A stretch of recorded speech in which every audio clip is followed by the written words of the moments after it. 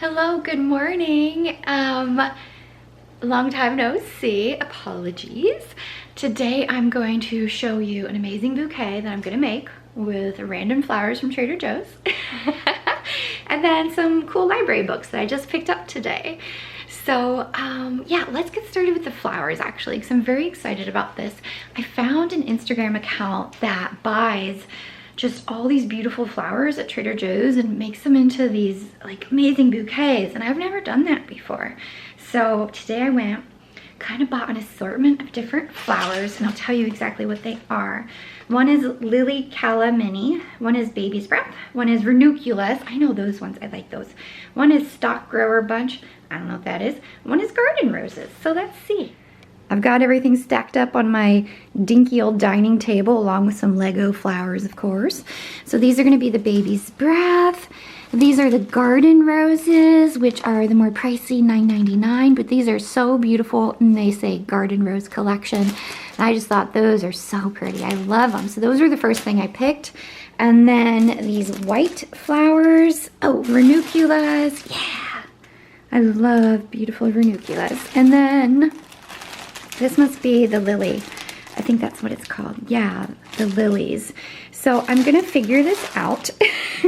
I bought a bunch of flowers and I'm gonna figure out how to put them into like a beautiful bouquet, and hopefully I have a like flower holder, a vase that's like big enough for all of them, because goodness knows, I don't know if I'll have a vase to hold all that, but it'll be fun. And then second, I also went to the library. I go every weekend to my local library, woohoo. I return books, pick up new books, and I've got a long wait list. I was thinking about going to Chaucer's bookstore, but they're kind of like expensive. It's all full price, there's no discounts, and I read so quickly that it's kind of rare for me to actually buy a book. Do you know what I mean? Like I usually just use the library. So let's go look at our library books. So first we have these awesome new bags I just ordered online from Out of Print. This one has Raised by Libraries, and it's on both sides of that. This is the Richard Scarry one. You know, the guy who like has that little apple that he drives from like as a kid. So I am using both of these bags for my library books. So let's see, what did I pick up today? I know it was a total of 6. So the first one, this is actually a lot smaller than I'd expected. Women in Power, a Manifesto. This is definitely a feminist book. I'm looking forward to it. This will be fun. Weird things customers say in bookstores. And I'm pretty sure they have a second book as well. So this will just be like a humorous, fun little read about things people say in bookstores. And then, oh yeah, this one, What You Are Looking For Is in the Library. Is this a Japanese author? I've gotten a few different books that are really popular, and then they're translated into English. So anyways, those 3, these little ones. And then let's look at the bigger books that I stuffed in here. What Are You? The Mayor of Maxwell Street by Avery Cunningham. That is a beautiful, like stunning cover. And I'm a sucker for really good covers, so I like that. That's beautiful. And we've got 2 more in here. The Reading List. Oh yeah, this one sounded really neat. I like books that are about bookstores. And I think this may be in that line of reading. And then last one is Lori Frankel's Family, a novel.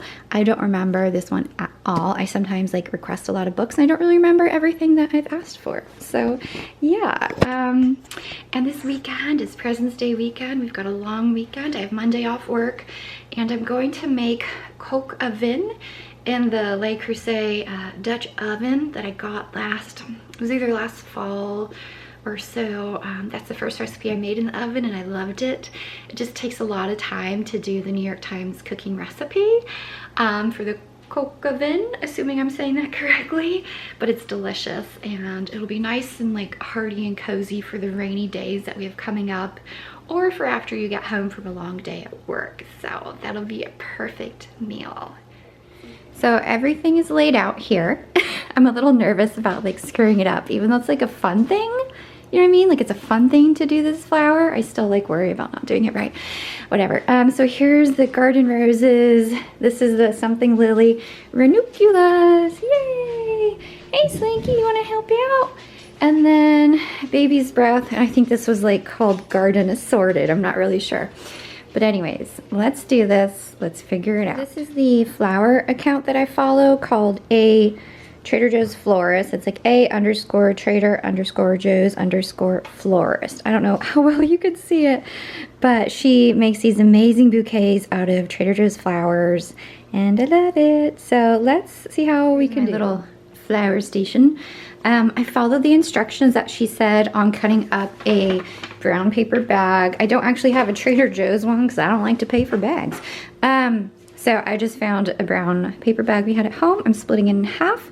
She says to do like a cross, like cross 2 flowers and then put 1 in the middle. So I'm gonna stack it up, 2, 2, 1, 2, 2, 1. That's what I'm gonna do. This is how it's going so far. I'm going 2, 2, 1, 2, 2, 1, and then I'm trying to alternate. So maybe it'll start to look pretty as it stacks up. Yeah, I think over time, like as it stacks up more, it'll look pretty. We have a big chunk of flowers, and now I need to figure out how to make them into an actual bouquet.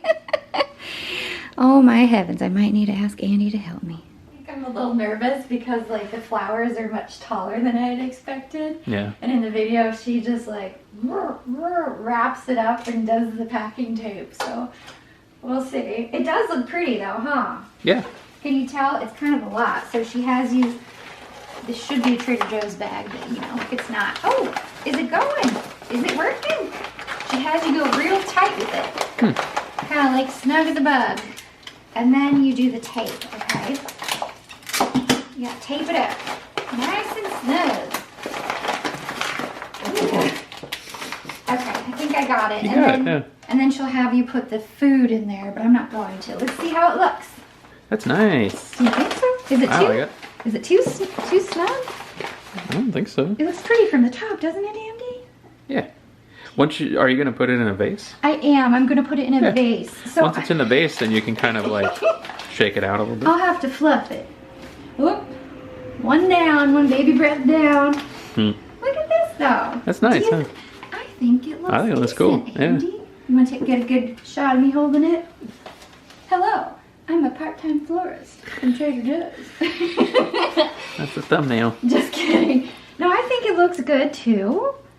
So then you cut the bottom, right? I trimmed them all earlier. Yeah. It looks kind of like I want to give it to someone with this and looking kind of crappy like that. But it's okay. It was my first experiment trying to make a actual kind of pretty-ish bouquet. Yeah. And it's so much fun. You go to Trader Joe's, you buy a bunch of random crap. You kind of just hold the little bouquets together in your grocery cart and be like, yeah, it works. And then you throw it together at home, so it's a delight. Yes, I'm going to have to see if we have a vase that's thick enough, because we have like kind of thinner vases. But I'm going to need a big chunky boy vase. All right. Okay. I wonder if it looks a bit funny because the vase is a little bit small. I think if I do this more, I should get like a larger, taller, or wider vase. But anyways, this isn't too bad. Now we have these really pretty, like fresh flowers in our kitchen. And it looks like someone who, I don't know, kind of knows what they're up to made it, maybe. I'm not sure. But it's pretty and it was fun. And it makes you like proud to be like, ah, I did this.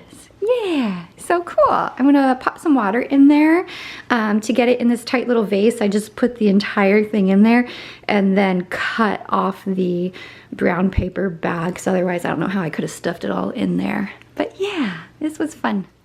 I'm gonna make some cookies today. The recipe is New York Times, giant crinkled chocolate chip cookies. And there's some tip where like you take the cookies on the tray and you slam it on the ground. And I think that's how you get the kind of ripple effect with the cookies. So you just go slam, slam, slam the tray. And it's supposed to be gooey in the middle and kind of crispy towards the outside. So yeah, I'm gonna try this recipe out. I've got the dough here and the texture is already different. It's like kind of thicker, you know, more like oatmeal-y, I guess. A thicker texture than my usual cookie dough. And I had to add 2 tablespoons of water to it per the recipe, which was kind of weird. Now I've got a 1/3 cup measuring cup, and that's how big each cookie needs to be. And then each cookie needs to go into the freezer for 15 minutes. Like the whole tray goes into the freezer before you bake it. This is gonna be the weirdest recipe ever. Here are my first 4 cookies, and again, this is 1/3 a cup. Oh my gosh. So now you do 4 of them kind of equal distant from each other in a ball, and now we put them in the freezer for 15 minutes. Got a chilled baking sheet in the oven. You cook it for 10 minutes, and then lift the baking sheet and let it drop down against the oven rack so the edges of the cookies set and the inside falls back down. Bang it down if necessary to make the center fall. So I'm about to do that. And then every 2 to 3 minutes later, you keep lifting and dropping the pan to create ridges around the edge of the cookie. Whew. And while this is going on, I've got a separate sheet in the freezer. After you put the first baking sheet in the oven, put the second one in the freezer. Oh heavens, quite a to-do with this recipe here, huh? These cookies have just cooled, and I put them on a baking tray. They were all kind of touching each other a little bit while they cooked, but I think it turned out pretty decent looking. It has some of the ripples, you know, not as many as the picture, of course, did online, but it's got some little ripples on the outside because you keep bashing it down onto the tray. All right, and total it's gonna make 10 cookies. So I got 4 here, 4 in the oven, 2 in the freezer. So a total of 10 ginormous cookies. I just took a cookie out to Andy in the garage, gave him one. He's working on a project out there. He broke it in half and he said it was delicious. So I'm gonna break one of these in half. It's still cooling a little bit, but it's crisp on the edges, I would say. So crispy on the outside. Let me see if I can show you.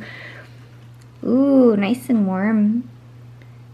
And gooey on the inside with that chocolate. That's how it's supposed to be. They say nice and softer on the inside and crispier on the outside. So let me give one of these a little try. Mmm, I like it. That was a big bite. You can see my dental imprint there. Yum. The cookies are delicious. Andy and I both really liked them. And I actually have that chicken dish marinating overnight, the Coke oven. It's sitting in the fridge with wine and stuff like that. So I'll make that dish tomorrow, I think. And that'll again be perfect for like the rainy weather that we have coming up. Yeah, so I guess that's about it for today. Thank you so much for joining in. I hope you're doing well. That was just Fig popping by saying hello. All right, have a good one. Bye-bye.